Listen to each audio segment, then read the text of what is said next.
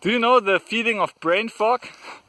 I'm in Germany and it's quite foggy here, and sometimes, at least I know the feeling, maybe you know the feeling too, my brain feels a bit foggy and I'm not so focused anymore, and usually what I'm doing then is to meditate.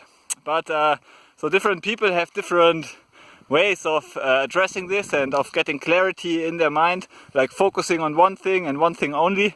And so for example, my mother-in-law, she loves to solve Sudoku games, and actually this was the main idea of my newest book, to have a puzzle-based learning book that can be studied by everyone, like really everyone, like even by my mother-in-law. She loves to solve Sudoku riddles, so I wanted to create a code-based, puzzle-based learning book based on Python that can be studied by everyone, and even advanced coders will have to focus, will have to think, and will have to solve brain puzzles and get their brain cells in shape again.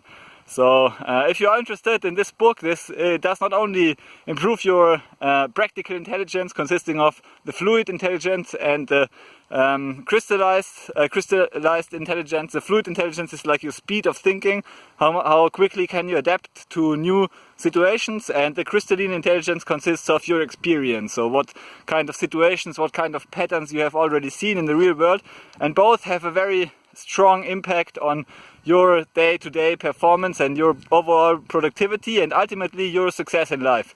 But of course, your individual intelligence, consisting of those two types, fluid and crystallized intelligence, is not the only type of intelligence that is around you that you can leverage. For example, you can use computing intelligence to improve your efficiency, to let computers do the calculation, do the thinking, at least partly for you, and oftentimes computers are much faster. So if you create your own computer systems that are able to solve problems for you, you basically have created your own computing intelligence that supports you in your daily goals. Okay, so now we have three types of intelligence: fluid intelligence, crystallized intelligence, and computing intelligence. And this book addresses all three types of intelligence. So I want to improve your coding skills, your coding intelligence, and at the same time improve your working memory. And actually there are many studies show that you can improve your working memory by solving these types of brain puzzles, like you know from the IQ tests, for example.